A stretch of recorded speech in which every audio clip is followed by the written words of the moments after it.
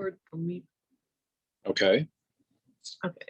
Did you get the notification that it's recording?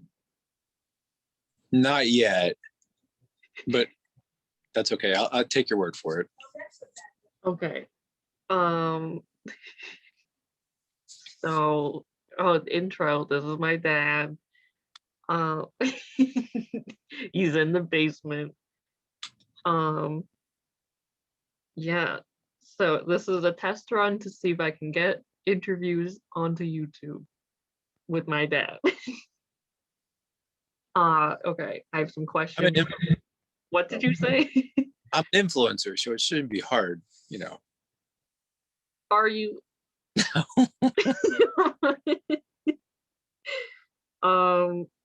Okay. First question. These are all from Twitter. It's from my friend Okay. Sam. What's the wrestling match / moment that you rewatch the most? It would have to be when I don't think it was the introduction of the James Boys, but it was when Jim Cornette and the Midnight Express were trying to not fight Dusty Rhodes and Magnum TA. So they had an open contract to anyone else. And it was the contract was signed by who Jim Cornette thought was two jobbers named Frank and Jesse James.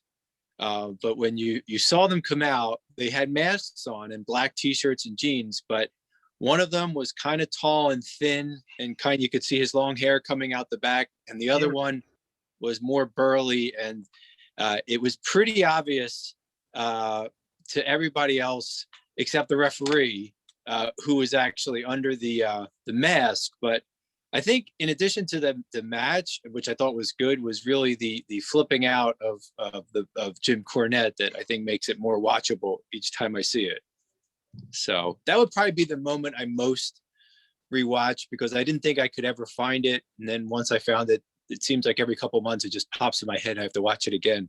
Yeah, and then you make me watch it, and then you explain, it's the James Boy. And Gabby. And your Yeah. sister as well. So, but yes, I would say probably that ends up being the moment I rewatch the most. What year is that? 84, 85? I think it was 84. Yeah, I had some questions about the 80s. Oh, that was that. I'm trying to find one. Oh no. I think one was who was like your favorite wrestler from the 80s? Yeah. Who? I would say I'll answer this in two parts. I would say individual wrestler would have been Magnum TA, but I think you already know who my favorite tag team was. It was the Rock and Roll Express. No, I thought it was the Midnight. No. They were great.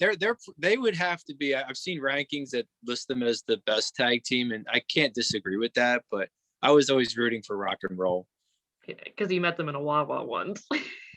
I did actually come up on them in the Wawa parking lot in Essington, Pennsylvania. Now this was probably like early to mid 90s. They were a little past their prime then, but then again, they just competed in the Crockett Cup 2 years ago. So who are we to say? They were tagging with Tanahashi. So like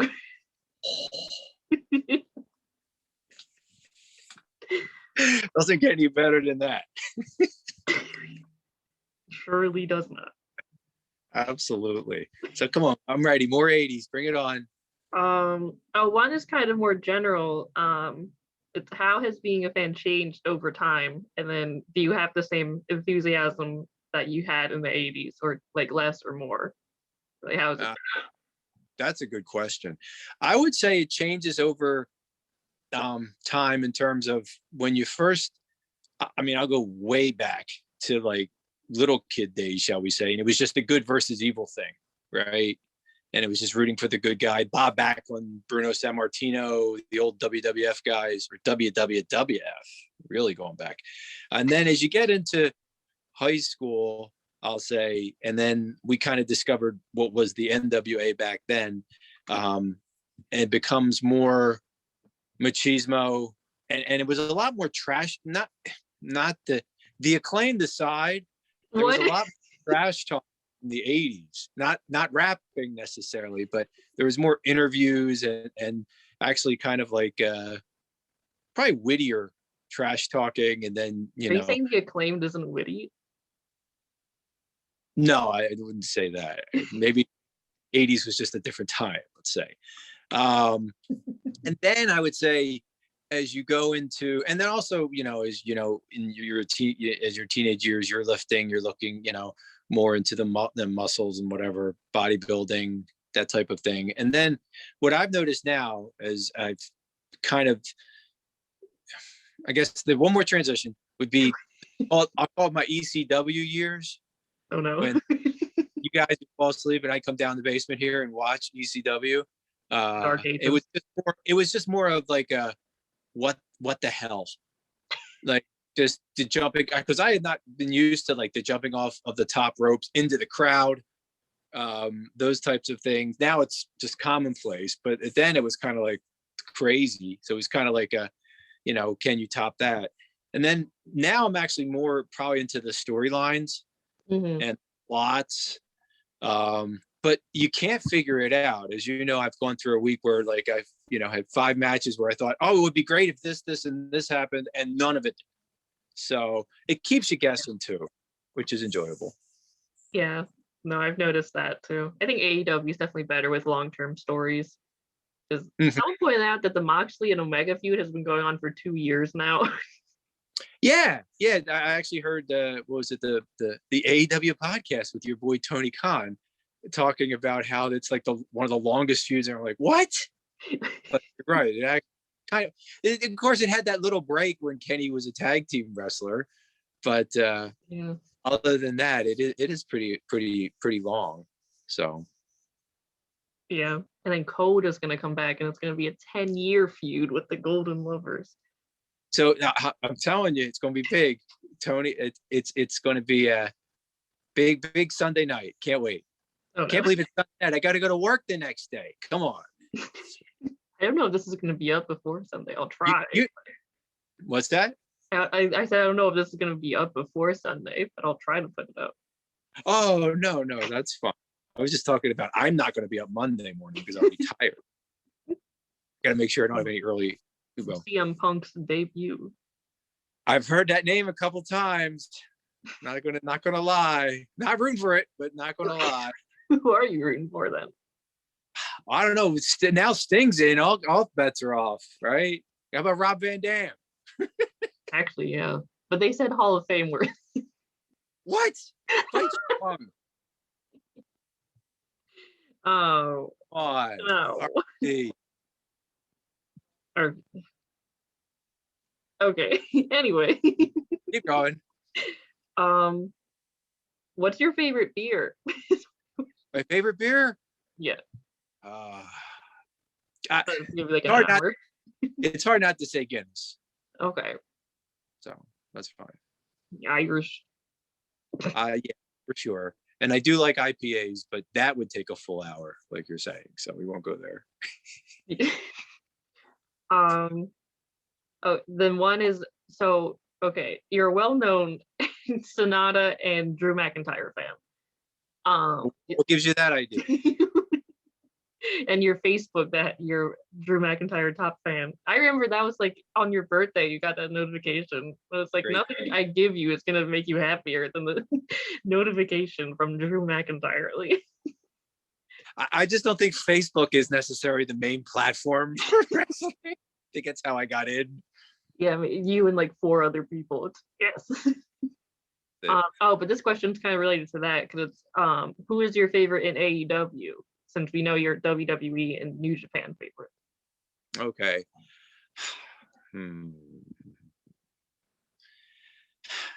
Well, I do you remember what my high school nickname was? Oh, Bear Money. So I go Bear Country. Love it. AEW Dark, everybody, check it out. They're really good. I thought you were gonna say Kylan Ching. Love her. Big fan. Pretty much, I would say if if B Priestley was still in AEW, it'd be her. But since she's not, it opened the door for Bear Country.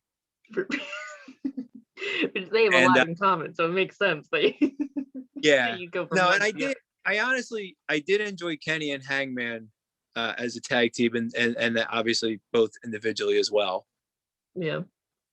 So, because I do remember that when your sister was asking what shirt I wanted, and I was really important. So. Yeah, they're having a Merch Madness sale. Oh boy. Yeah. Nice. There's too many shirts at this point. Crazy. Before it was like, oh, you can pick one of the 12. And it's like, okay, but now it's like one of 300. Mm-hmm. Yeah. The bars. Yeah, no, definitely. Oh my gosh, my phone keeps turning off. Oh, this one, okay. I wanted to save this one for last because I think it's gonna be a collaborative answer. But okay. So they wrote their name's Jay Finley. Did you spur Lizzie's interest in wrestling, or did she spur your interest in it, or neither, or both? Oh, it's definitely both. Yeah. I think so. So, well, the one story, I'm not sure you were, I don't think you were born yet, or you weren't there, but you heard the story of when Gabby and Alex watched wrestling, right? Yeah, and then Mom banned it because they were giving each other flying elbows. Well, yeah, mom went out for a walk, and then as soon as she came in, like I was just flipping channels and wrestling was on, and she's like, "You were watching wrestling?" I was like, No.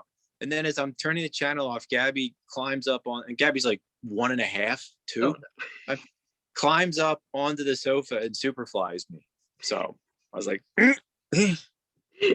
she just does that. Started that, and then we all wrestled. We wrestled around as kids when you were kids. Yeah, I wasn't. When you were a kid, I wasn't. You were nowhere. But I definitely think it's something where I think you kind of got in. I'm sure you've told your story, but the way you got into it kind of brought me back, almost like from almost starting with Japan and then coming back across to AEW and then a little WWE. A little. Only Drew McIntyre and Nikki. Oh, by the way, they were busting on Raw on the AEW podcast because Tony Khan's like, hey, we're gonna do another hour show, not the same night, not 3 hours. Nobody wants 3 hours. It's like, oh. Rough. What's the Matt Hardy? Whenever the ratings come out, he posts a clip of him saying, "The competition's in the mud. You'll love to see it." That's what Matt Hardy sounds like. He does. And I got a question for you. Oh no. What match are you most excited for at Revolution? It's like I feel like I should say the Mox and Kenny, but like I'm oddly not. Yeah. I'm more into it after whoever the guy was from Japan with the black leather coat. That kind of piqued my interest a little bit. But no, I probably wouldn't be into a Matt Hardy match, but he's fighting Hangman, so I'll be into that. You mean the opposite? So you would be into a Hangman match, but he's fighting Matt Hardy. No, I love Hangman. And what was the other? I'm trying to remember. The women's match. Oh, the women's match. Yes. Yeah. That was good. That's been a great tournament. I definitely have enjoyed that. And now I think the other thing that's changed too is it's so much more on demand now. Like with the tournament, you can really watch at your leisure, as opposed to like you had to 6:05. You had to be in front of the TV when I was a teenager for Georgia Champ or World Championship Wrestling, whatever it was. When Tony Schiavone was young. Now you can pretty much cruise as you like. What was the thing you used to tell me with like the phone that like if a match went overtime, you had to like call a number or something to like read it? Yeah, the hotline. Yeah, it was like to get the scoop, and that was crazy. It was like 900. It was like 75 cents a minute. Like what the heck? And then it was, of course, ads. I've heard this from my friend Dave. Not I never called it. Okay. Okay. That- Yeah, I just remember when I first got into wrestling, and then you were just like, "This is different," because I was into like Golden Lovers and like the Elite, and then yeah, and then you would show me like, "Oh, this is a match from when I was your age," and it's the Starcade '85. Like, I was like, Nice "What the hell?" grainy video. Herman Munster is the announcer. Oh, it was great. What do you? It is funny. You do look back and you do. Everybody romances their past, but you go back and watch those matches, and I was like, I remember it being more.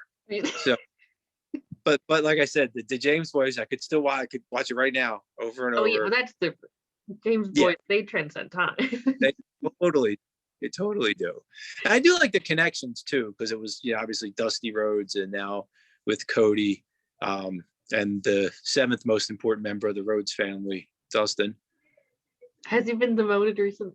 No, oh wait, the Nick guy, the big hairy guy, he joined. So maybe Oh, Dustin's Nick been knocked Hamada. down. Yeah, that's rough. It's hard being. I do like the fact too, like kind of learning the business end of it. Like last night, there's Sean Spears, Tully Blanchard, FTR with JJ, the old manager, in the ring, but they can't say Four Horsemen. Yeah, no. So Arn has to come out and put the sign up. I'm like, really? Crazy stuff like. The Young Bucks used to get the cease and desist all the time from WWE for doing the well, Too Sweet got them one. I don't know how New Japan's still getting away with it. Yeah. Which that thinking about it, the last month or so, maybe I guess it's been like the last month since they've been doing, but right when they were teasing the Kenta crossover, like I really enjoyed that in terms of like knowing like from Japan what these references were to. Mm-hmm.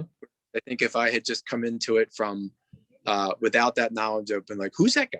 Of course, you'd tell me, but I wouldn't really appreciate the novelness of it. So, and what was the other one? I do like a good heel turn. Always love it. And what's fun too, this was the other extension I was thinking about today in terms of like Gabby still, loves the good guys and all that. And it's almost like it's just fun to get at her when people turn, and I'm like, I just like the way it gets pulled off. Like I didn't see it coming. And then as soon as then you realize it could happen, you have that like split second before you know it before it happens. Yeah. Oh, wouldn't it be cool if? And then it happened. And you're like, that was awesome. And then there's Gabby getting all mad. It's like the moment like Okada's turned around and you see Jay pick up the chair, and then you're like, oh. Who's that? Who? Who's Jay? I never heard of Jay. Jay. What? Jay what? Huh? He's a guy from, I think, Australia. I don't know. Yeah. Exactly. Yeah, exactly. That's what I would. Yeah, so Revolution. That's right. Yes, yeah, I guess. Yeah. Oh, I forgot. Go ahead. There's one more question. From my friend Peter, fellow writer at CKNO. If you could go on a bike ride with any wrestler, who would it be and why? All right, this is a good one. Drew would be up there just for the accent. Okay. Keep me entertained. Who else? I have to come up with something interesting. Otis. What's that? Otis. No, he's evil now, actually. No. Well, it's about time. I mean, whoever was coaching him to not use the briefcase for 6 months. I mean, I guess he had to go evil. Let me see if I can come up with some. I'm thinking not Matt Sydal. I respect him, but it's a long bike ride. He'll start doing or no, it's his brother that does the yoga, right? They both do yoga, but yeah. They do the yoga while riding the bike, and they'll feel awkward. Who else? How about? I don't think I could do FTR as much as I love them. I don't think that'd be a fun bike ride. No, because then they'd start yelling about how wrestlers are too soft nowadays. Ex- No one follows the rules anymore. And then they kidnap people. Nice. Yes. It would not, I'd be afraid to do a bike ride with the I can't say her name, the challenger. Mizunami. Yeah, we'd get in an accident.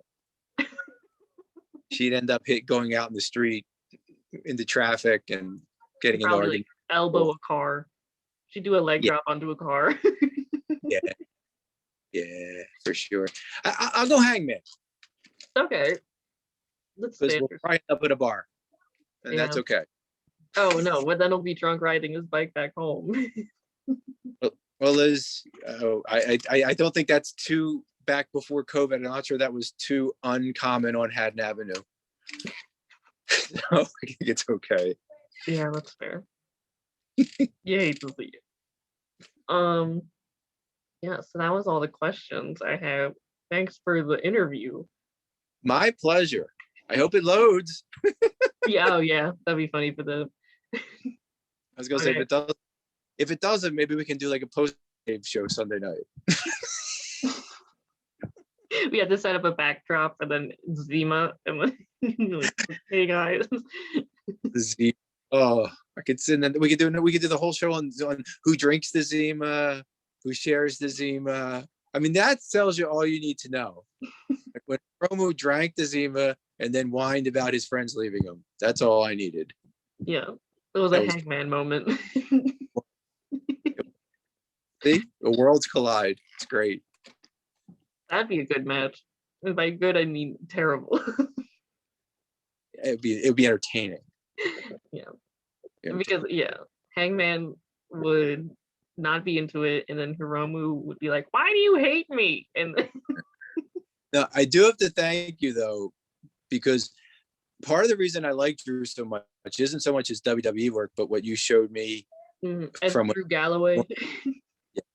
That was good stuff. Yeah. So it definitely. can kind of way back up. It's a great story. He was So, in WWE thank you. way like I don't even know when it was. Way back. Yeah, and then he He was left, thin and he didn't have a beard. and he came back. No beard. He looks better. I think he looks better with it, but I can't grow facial hair, so I tend to admire it more. Me neither. So it's good. I've been trying. Had a girl. Don't give up. All right. On that note, Right. normally I like ask wrestlers like where you can get their merch at or something, but you don't have any merch. Fair. I Hey, was go gonna to say, faircountry.com. go visit my YouTube channel. My daily vlogger. Okay. Yeah, just you can buy a Bear Country shirt. Just make pretend it's from. Buy merch for me. All right. Bye. Bye.